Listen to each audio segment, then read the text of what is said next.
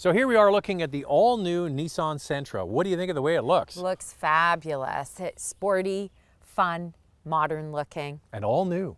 All new platform. Yeah, all the way up from the wheels is brand new. They made it a little longer, a little wider, a little bit shorter, which gives it that sleek profile. Yeah, a little lower. You know the Russian dolls?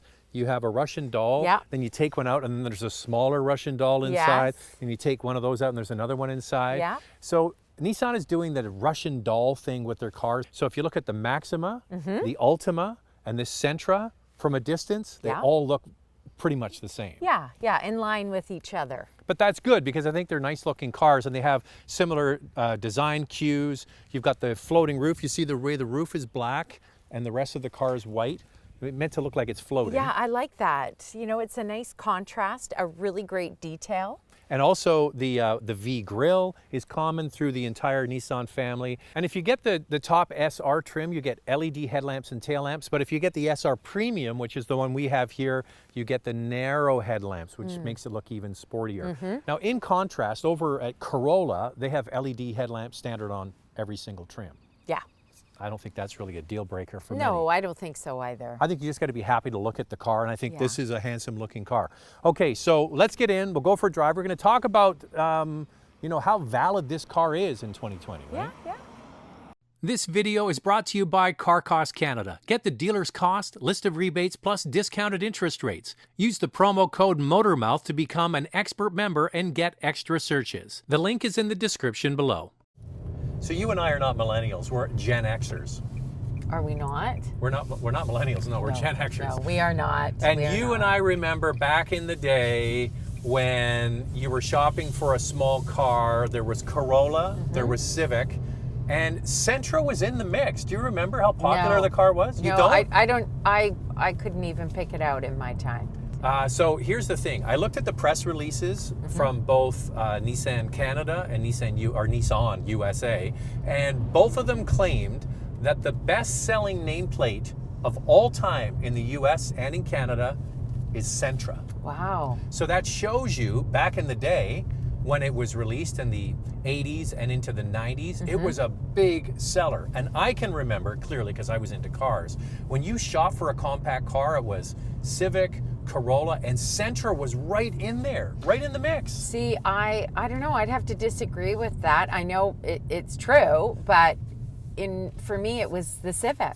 The Honda Civic. Everybody had that Honda Civic. Yeah, but Sentra was also in the conversation. But what's happened is, as time has gone by, this car has kind of become forgotten if people are shopping for a compact car. But they're trying to inject some enthusiasm back into a storied nameplate from them. Yeah. Do you think they've done that? They have done it. I mean, they haven't had an update since 2013. Yeah. That's a long, long time. And they've created a really sporty looking vehicle. Yeah, I think they've done it. Here's what I think. I think they're going right up the backside of the Honda Civic. Yeah. It's got a kind of a Civic look to it a little bit. It does. It's you know, fun looking, modern. I can see how it would definitely compete with the Civic for sure. It's a brand new vehicle. It's got the same name, but it's all new. All new, totally different. All right, so in Canada, Civic last year sold about 60,000. Okay.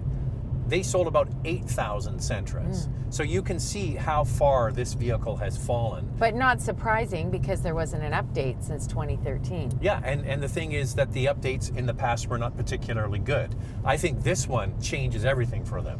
So I have a friend of mine, Dennis DeRosier. He's Canada's leading auto analyst. And he says, how do brands get into trouble? The way you get into trouble is product, product, product. But the way you get out of trouble is product, product, product, right? Sure, yeah. So I think that this is something that they are doing that is really going to shake up this segment of the market. Unfortunately, what's going down in sales? Cars, right? Cars, yes. But Nissan believes that young people are buying sedans, unlike their parents who are buying SUVs. So they're really thinking that this is going to take off, this sedan. Really? Yeah. Okay. Do you didn't know that? Well, I have a different theory on that. That's what they believe. I don't think so. I think people like utility vehicles. Period. I don't care if they're young or old. They like utility vehicles. I disagree. They will happily sell a young person a Qashqai or Kicks or a Rogue. They will I happily think take there that. are a lot of young people out there who want a vehicle that's fuel efficient. They want a good price, something that they can afford, and they don't need the space that you need in an SUV. I disagree. Well, let's hope that they're right. Yeah, they're hoping. Yeah. We'll see. We'll see. I just think generally people are buying utilities. So what are your first impressions of the interior? Great. It has a more luxurious feel to it, a higher end vehicle. You know, kind of reminds me a bit of what you get in the Mazda 3. You know, they make great interiors. The sporty thick steering wheel, the stitching on the dash. And you know what really stands out to me is the elevated screen. You You like know- it the sitting proud on the dash like that? Yes, because I think it's something that's compared to a luxurious vehicle, you know, a higher end brand. Whereas you find with the Civic, it's right in the dash. See, there's two camps to this. There's a lot of people hate this tablet style mounted on the dash look, and a lot of people like the integrated one. It's just a taste thing. And I also find that this look is very similar to the Mercedes. I know, isn't that true? Yeah. With the sort of air vents, look like airplane inspired. So one of the things with this car is that they really wanted to make it a little bit bigger too. So it's longer and it's wider, but the roof is a little lower to give it that sleek look on the outside. But it doesn't compromise at all space on the inside, which is why I think it really kind of is going up the backside of the Honda Civic. And it kind of compares, in my opinion, in size to that vehicle, and they do a good job with that. Yeah. Now, the screen you get here on the top model we have is 8 inches. The base model gets 7 inches. The interesting thing though, you have to go up to the middle trim in order to get the 8-inch unit, and that's where you get Android Auto and Apple CarPlay. On the Okay. base model, you don't get that. But you do get Bluetooth connectivity, and you do get a USB jack. Right. But with the higher end trims, you get Apple, Android, and a USB-C connection, which is the new connection for Android phones. But all this stitching and the bright work and the way it looks is really first rate. It really is. And one thing I noticed driving this car is the zero gravity seats. This is a sort of a proprietary Nissan thing they've done, and they worked with NASA to develop pressure points on seats, and they are comfortable. I find them very comfortable. Very comfortable. Yeah. And I noticed that in the back seat, they're actually, the foam is a nice density and really quite soft. Yes. Can I drive for a bit? I want to talk about the engine Yes. and all that kind of stuff. Yeah, Let's for sure. switch. Now, if you're buying a car like this today, would safety be a big concern for For you? sure. You think so? Yeah. This car is quite incredibly equipped. Now, you have to give credit where credit is due. Honda Civic and the Toyota Corolla really led this charge with having things like forward collision warning as standard equipment. Now, Nissan has added that with this car, but one difference from a lot of other brands is with the base model manual transmission, it even comes with forward collision warning and autonomous braking. That's great. A lot of other brands, they haven't been able to figure that technology out because with a manual transmission, it's different. Right. But you can get it with a 6-speed, and it comes with their 360 technology, which is a full suite of around. So you get forward collision warning, blind spot, rear protection, all sorts of things all included in this car. Sure. All right, so the other thing is, it would really make no sense to update the outside and inside if they didn't do anything to the engine and everything else. Yeah, right? of course. It's got to be all new, and that's what it is. Yeah, all new platform. Yeah. And this is the bright point. I think there's a lot of bright points with this car. It's checking a lot of boxes. And I think that the engine is strong, 149 horsepower, 146 pound-feet of torque, which is exactly the same horsepower as the Elantra.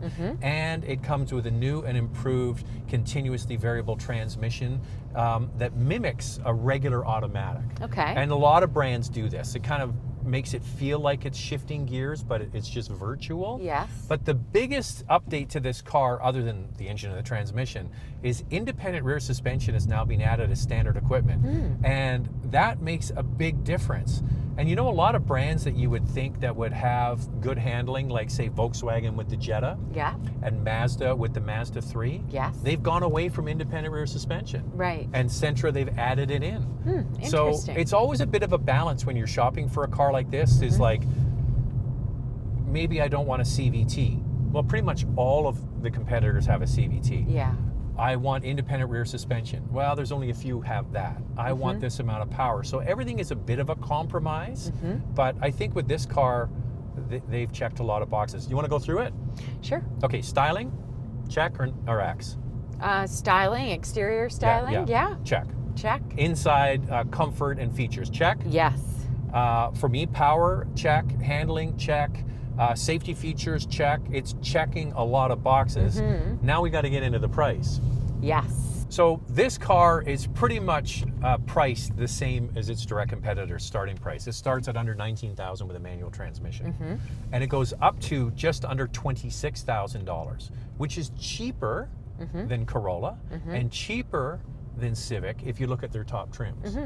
I would shop, if I was looking at this car, for the SV trim, which is sort of the middle trim. So that's around $22,000. Okay. That gets you the bigger screen. Yeah.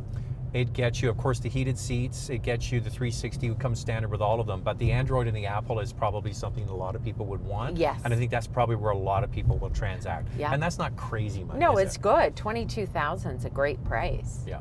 And considering what you get in these cars for that, it's quite incredible. Oh my goodness, compared to what we used to get in our back time. in the day, Andrea. It's back quite in the something. back in the Gen X day. Yeah, and you just look at the technology now. It's just so different, isn't it, for the price? So we just got out of the car, and I forgot to mention one critical piece of the puzzle with this car, and that is the head unit. So with the previous models, people complained about the continuously variable transmission not being very responsive. Well, they've addressed that.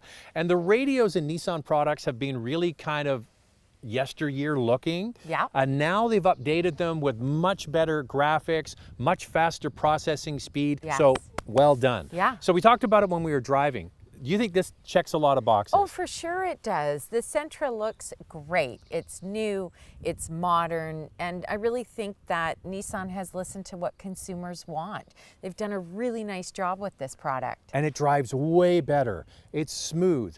It's comfortable. It's quiet. It handles very well. The engine is up to the job, and the CVT isn't an issue any longer. So I think if you're in the market for a compact car, and you say millennials are shopping for cars, Apparently they are. well, we'll see if they buy it.